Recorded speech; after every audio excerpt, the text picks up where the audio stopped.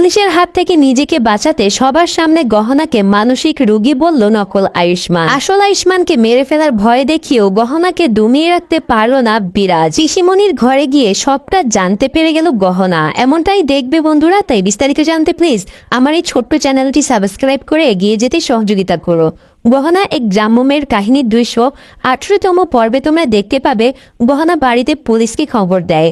এদিকে পুলিশের হাত থেকে নিজেকে বাঁচাতে সবার সামনে বিরাজ বলে গহনা আসলে মানসিক রোগী হয়ে গেছে। এতে গহনার কোনো দোষ নেই, কেননা গহনা এতদিন ধরে বহুরূপীর সঙ্গে ছিল, সেই জন্য ও বুঝতে পারছে না কোনটা নকল আয়ুষ্মান আর কোনটা আসল আয়ুষ্মান। এই কথা শুনে আয়ুষ্মানের বাবা প্রচন্ড রেগে যায়। রেগে গিয়ে গহনাকে অপমান করে কথা বলছে, যেটা দেখে বিরাজ প্রচন্ড রেগে গিয়ে অভিনয় করে বলে, বাবা তুমি এভাবে বলতে পারো না, এখন তো গহনার আমাকে দরকার, আমি গহনার পাশে থাকবো সব সময়। এদিকে গহনা এসব কথা শুনে প্রচন্ড রেগে গিয়ে বলে, কি বলতে চাইছেন কি আপনি? আমি আমি মানসিক রোগী নই মা, বিশ্বাস করো এ হচ্ছে বহুরূপী। আমি এটা প্রমাণ করতে গিয়েছি বলে আমাকে মানসিক রোগী বলছে। আর তখনই নকল আয়ুষ্মান বলে, গহনা প্লিজ থামো, আমি একজন ডক্টর, তাই তোমার এখন কি প্রয়োজন সেটা আমি জানি, সেই জন্যই তো মানসিক ডক্টরকে খবর দিয়েছি। এরপর ডক্টর গহনাকে টানতে টানতে ঘরে নিয়ে যায়। কমদামা বলে, আমাকে গহনার পাশে থাকতে হবে, আয়ুষ্মান তুই আমাকে গহনার কাছে যেতে দে। নকল আয়ুষ্মান বলে, মা তুমি এখন যেও না, গহনার এখন আমাকে সবচাইতে বেশি জরুরি, তাই আমি গহনার পাশে আছি। এই বলে নকল আয়ুষ্মান ঘরে যায়। আর ঘরে গিয়ে সেই ডক্টরকে কিছু টাকা দেয়। টাকা দিয়ে বলে, আমি যেটা যেটা বলবো ঠিক ওটাই করবে, এর বাহিরে কিছু করতে যাবে না। এরপর ডক্টরকে টাকা দিয়ে সেখানে বাহিরে দাঁড় করিয়ে রাখে। এদিকে গহনা বলে, তোমার মুখোশ আমি সবার সামনে টেনে খুলে দিব। নকল আয়ুষ্মান বলে, তোমার কথা কেউ বিশ্বাস করবে না, কেননা তুমি এতবার আসল আয়ুষ্মান আর নকল আয়ুষ্মানের কথা এবারে যে তুলে ধরেছ, এখন সবাই তোমাকে পাগলে ভাববে। গহনা বলে, তোমার এইসব কথায় এইসব হুমকিতে না আমি ভয় পাই না, আমি এক্ষুনি বাড়ির সবাইকে গিয়ে বলে দিব। আর তখনই নকল আয়ুষ্মান গহনার হাত পিছন থেকে টেনে ধরে বলে, তুমি কি ভেবেছো তোমায় আমি ছেড়ে দেব? শোনো, তুমি যদি এখন বাড়ির সবার সামনে কিছু বলতে যাও না, তোমার ডক্টর বাবুকে আমি এই যে ছুরিটা দেখতে পাচ্ছ, এই ছুরিটা দিয়ে কেটে টুকরো টুকরো করে ফেলবো, সেটা তোমার ভালো লাগবে? আর এই বলে গহনাকে থামিয়ে দেয়। আর তখনই বিরাজ বলে, এখন আমি যেটা বলবো সেটাই শুনবে, যদি তোমার ডক্টর বাবুকে বাঁচাতে চাও তোমাকে আমার কথা শুনতেই হবে। আমি এখন বাহিরে যাব, আর আমি যা বলবো সেটা চুপ করে শুনবে। এরপর গহনা নকল আয়ুষ্মানের কথা শুনে চুপ করে দাঁড়িয়ে থাকে বাহিরে, আর বলে, দেখুন অফিসার, ও মানসিক রোগী, এই যে ডক্টর এতক্ষণ চিকিৎসা করে দেখেছে। কি ডক্টর আপনি বলুন? ডক্টর বলে, হ্যাঁ, ওর ভিতরে কিছু মানসিক পরিবর্তন দেখা দিয়েছে, সেই জন্য এখন উদ্ভট কাজ করে বেড়াচ্ছে। অফিসার বলে, ঠিক আছে, পরের বার কিন্তু খেয়াল রাখবেন। এরপর ডক্টর, পুলিশ অফিসার সবাই চলে যায়। গহনা নিজের ঘরে এসে আয়ুষ্মানের ছবি ধরে খুব কান্নাকাটি করতে লাগে।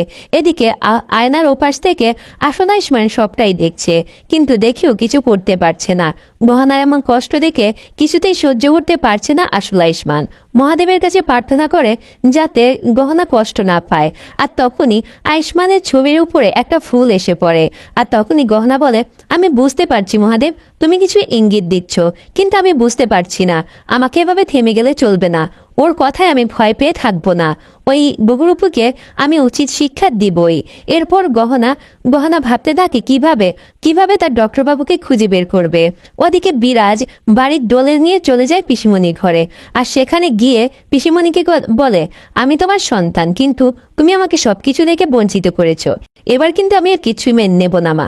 হ্যাঁ, তুমি সই করতে পারবে না, তবে টিপসই তো করতে পারবে, সেই জন্য সমস্ত ব্যবস্থা করে আমি এখানে চলে এসেছি। এদিকে গহনা বলে, আমার মনে হচ্ছে পিসিমণির সঙ্গে এই বহুরূপীর কিছু কানেকশন আছে। যখনই এই বহুরূপীকে পিসিমণি দেখে, উদ্ভট একটা ব্যাপার সেবা শুরু করে। গহনার পিসিমণির কাছে গেলে আমি সবটা জানতে পেরে যাব। এরপর গহনা পিসিমণি ঘরের দিকে যেতে লাগে। এদিকে বিরাজ পিসিমণি হাতে টিপসই সেই দলিলে নিয়ে নেয় আর বলে, এবার তো আমার কাজ শেষ মা, তুমি অনেক বড় একটা উপকার করেছো আমার, এইবার দেখো আমি কি করি। এরপর পালিশটা নিয়ে যখনই পিসিমণিকে মারতে যাবে, তখনই গহনা ঘরে ঢুকিয়ে এমন কানবে দেখে ভয় পেয়ে যায়, আর পিছন থেকে বিরাজকে চেপে ধরে ধাক্কা মেরে ফেলে দেয়। বিরাজ রাগান্বিত হয়ে বলে, তোমাকে বলেছি না আমাদের মাঝখানে আসবে না, তারপরও তুমি আমাদের মাঝখানে এসেছো, সরো গহনা, আমি আজকে শেষ করে দিব। গহনা বলে, কেন তুমি পিসিমাকে শেষ করবে? আমি থাকতে পিসিমার কোনো ক্ষতি হতে আমি দেব না। এ বলে বিরাজ আবারও গহনাকে ধাক্কা মারে আর গহনাও বিরাজকে ধাক্কা মেরে ফেলে দেয়। এদিকে এসব কাণ্ড দেখে ভয় পেতে থাকে পিসিমণি। গহনা বলে, পিসিমা তোমার আমি কিচ্ছু হতে দেবো না, কিচ্ছু হতে দেবো না, এই বহুরূপীর হাত থেকে তোমায় আমি বাঁচাবো। ওদিকে বাড়ির সবাই চিৎকার চেঁচামেচি শুনে এদিকেই আসতে লাগে, আর সেই সুযোগে বিরাজ ওয়াশরুমে ঢুকে পড়ে নিজের মুখোশ বদলানোর জন্য। এরপর এদিকে গহনা সেই বালিশটা নিয়ে পিসিমণির কাছে যায়, আর সেই মুহূর্তেই ঘরের দরজা খুলে বাড়ির সবাই চলে আসে। সবাই এসে দেখতে পায় গহনার হাতে বালিশ। এদিকে পিসিমাও ভয় পেয়ে আছে। সবার আর বুঝতে বাকি নেই যে ও হচ্ছে পিসিমাকে মারার চেষ্টা করছে। আর সেই মুহূর্তে বিরাজ বাইরে এসে বলে, দেখেছো আমি বলেছিলাম যে গহনা মানসিক রোগী। গহনা দেখো কি পর্যায়ে চলে গেছে, পিসিমাকে অবধি ছাড়ছে না, পিসিমাকে বালিশ চেপে মেরে ফেলতে চাইছে। এই কথা শুনে তো গহনা চমকে ওঠে আর বলে, না মিথ্যে কথা, ও মিথ্যে বলছে। তো বন্ধুরা তোমাদের কাছে কি মনে হয়, মিথ্যের এই ষড়যন্ত্র থেকে গহনা কি পারবে বের হতে? এরপর গহনা ঘরে এসে মনে মনে বলে, এবার আমায় আলিয়ার কাছে যেতে হবে। ডক্টর বাবু আমায় বলেছিল এই সব কিছুর পিছনে আলিয়াও ছিল। এবার আলিয়ার কাছে গিয়ে আমি আমার ডক্টর বাবুকে খুঁজে বের করব। তো বন্ধুরা তোমাদের কাছে কি মনে হয়, গহনা কি পারবে আলিয়ার কাছে গিয়ে সব সত্যিটা জানতে? অবশ্যই কমেন্ট করে জানাবে। ধন্যবাদ।